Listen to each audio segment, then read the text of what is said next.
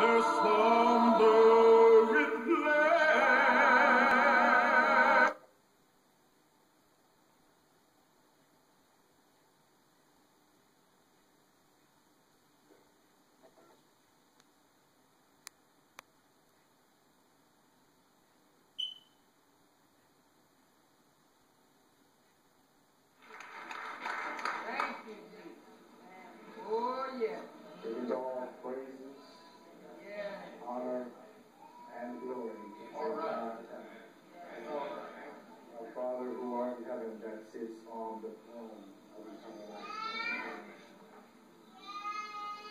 This is a challenge you all know, right? Every time Mom came to Linwood, when I got finished preaching, before I went back to the back, I always gave her a kiss on the cheek and shook my father's hand.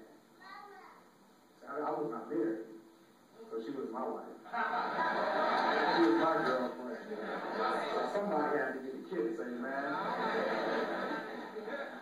Dr. Martin Luther King Jr. once said, if I can help somebody as I pass along, if I can help cheer somebody with a word or a song, if I can show somebody these traveling on, then my living will not be in vain. If I can do my duty as a Christian ought, if I can bring salvation to a world once lost, if I can spread the message as the Master taught, then my living would not be in vain. Sylvia Stewart, Mama, because if she heard me say her name, so every time I say Mama, you all know I'm talking about Sylvia Stewart, all right? Her life was not in vain. Today we celebrate a joyous occasion, a homegoing, a celebration. Mama, my mother, our mother, entered the stage of history in 1946 and performed for 63 years in the sight of God until he closed the curtains of her life. Within that time, ladies and gentlemen, family and friends, she leaves a legacy that has been pinned on the hearts of many. A legacy that is one of a kind. She was a lady of essence, for she displayed a loving character. She was an awesome wife, for she never left my father's side, helping him in all aspects of life. She was an exemplary mother, for she was a model, originated and never duplicated. And most importantly, she was a Christian, a faithful Christian, for she was courageous, dedicated, and committed to the will of God. Several months ago, up until the last 3 weeks of her life, Mama repeatedly echoed the words, I am tired. I am tired. I am tired. My mother was a fighter. I don't know if many of you know she was a fighter. Said what she wanted, when she wanted, and how she wanted. She never gave up who she was. She loved people. She loved helping people. When she went through her first amputation, she fought and continued to love and help people. When she went through her second amputation, she continued to fight, love, and help people. When she started to have vision complications, she fought and continued to love and help people. When she was diagnosed with kidney failure and placed on dialysis, she fought and continued to love and help people. But within her final months, I believe the angel of the Lord visited her, for she continued to echo the words, I am tired. I am tired. I am tired. And I knew something was wrong with Mama. I just couldn't pinpoint it at the time, but I knew something was wrong when I picked her up for dialysis 4 4 weeks ago. And as usual, she was waiting for me by the door. I got her in the car. And my daddy still don't know what to say. I took her to McDonald's.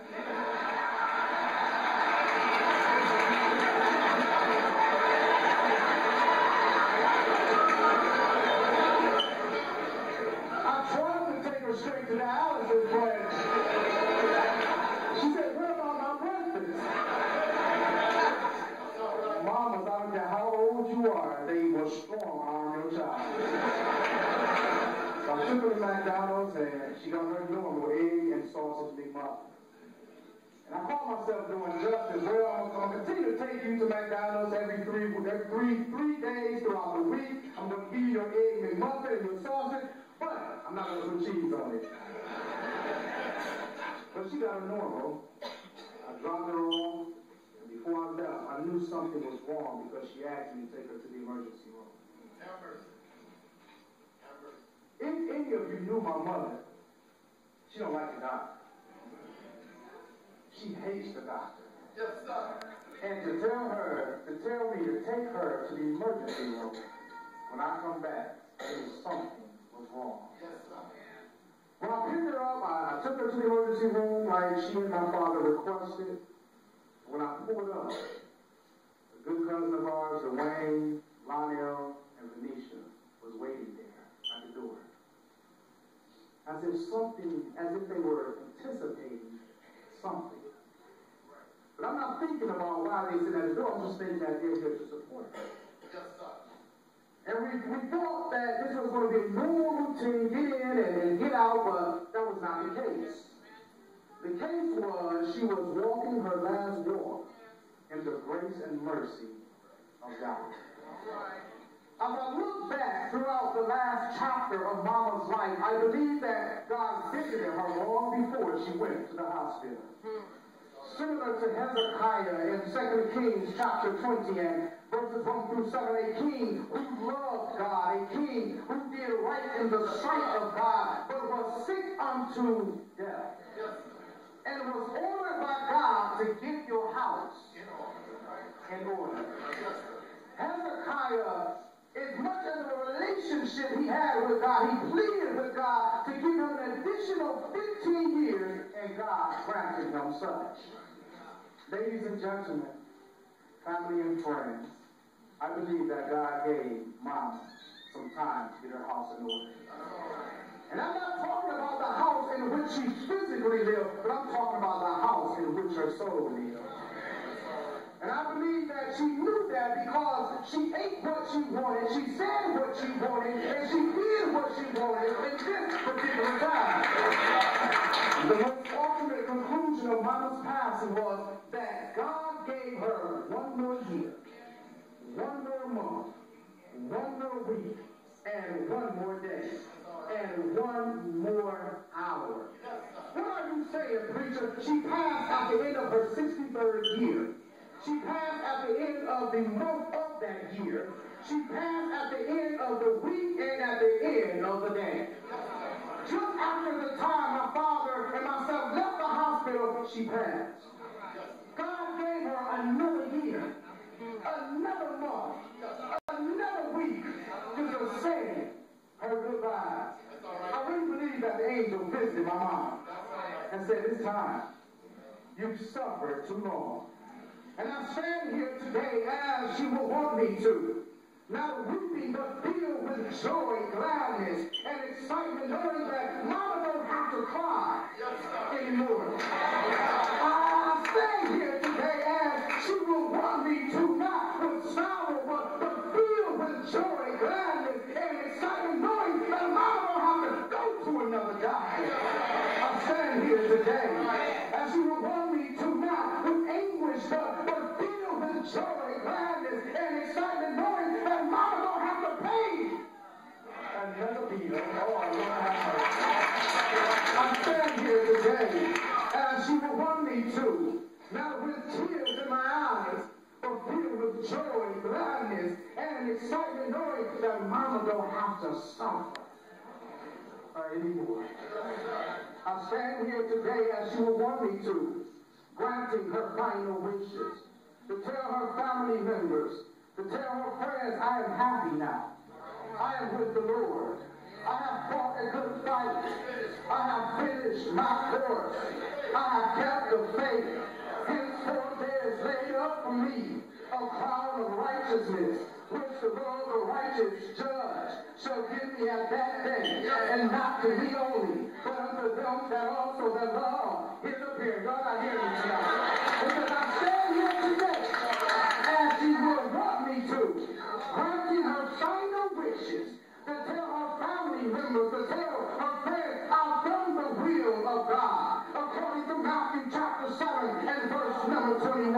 I've heard the gospel of Jesus Christ, according to 1 Corinthians chapter 15, verses 1 through 4. We believe the gospel of Jesus Christ, according to Hebrews chapter 11 and verse number 6. She will say, I repented of my sins, according to Luke chapter 13 and verse number 3. I was baptized for the remission of my sins and added to the body of Christ, according to Acts chapter 2 and verse number 38 and Acts chapter 2 and verse number 47. She would say, I stand here today as you will want me to, granting her final wishes, to tell her family members, to tell her friends, well done, good and faithful servant. Thou hast been faithful over few things. I will make you a ruler over many things. Enter thou now into the joy of the Lord.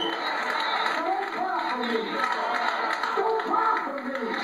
Don't love you a coming in a place. Oh, I don't have to deal with no more bills. I don't have to deal with no more pain. I don't have to deal with the depression. I don't have to deal with the politics. I don't have to deal with the issues in the church. I'm in a better place, she will say. I am they which came out of great tribulation, she will say. And have washed my robe and made it white in the blood of the Lamb. Therefore I believe I before the throne of God will be serving him day and night. Also, those folks don't like to come to worship, y'all better hear my mama saying. If you don't go to heaven, you don't worship day. Amen. Amen. She won't be a priest right now.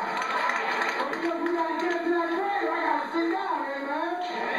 But she's worshiping God day and night in his temple. And he that sitteth on the throne shall dwell among me. She would say, I shall hunger no more, neither thirst anymore, neither shall the sun light on me, nor any heat. For the Lamb which is in the midst of the throne shall feed me. Or she can have all the skills she wants now. It may not be our skills, but it's heaven's skills. Amen? I hear James Cleveland saying, I don't feel no ways tight. I've come too far from where I started from. Nobody told me that the road would be easy. I don't believe he brought me this far to leave me. I've been sick, but God brought me. I've been in trouble, but God brought me. I've been friendless, but God brought me. I've been lonely, but God brought me. Mama's in a better place. You may see the preacher weeping on the front pew, but just know that Jesus wept too.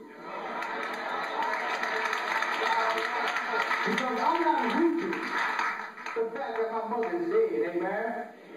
I'm weeping because I will never touch her again. I will never call her and say, how are you doing? But I'm sure with the fact that I had the opportunity to spend time with her all. To see God works in mysterious ways. My father's leg did not get messed up for no reason. God messed his leg up for a reason, so I can take the time out to spend with my mother. Oh yes, I got tired, but I got up 3 times a week. Took time out of my ministry to make sure Pop got to dialysis. And when that last hour came, I took her to the hospital. I never thought I'd be taken to the grave. But now I can say she's in a better place. And I don't know if some of y'all can relate to me right now, but I am joyfully happy. I am thankful. Because I believe that if I do what she did, how she did it, will be where she's at. Amen. Give God the praise.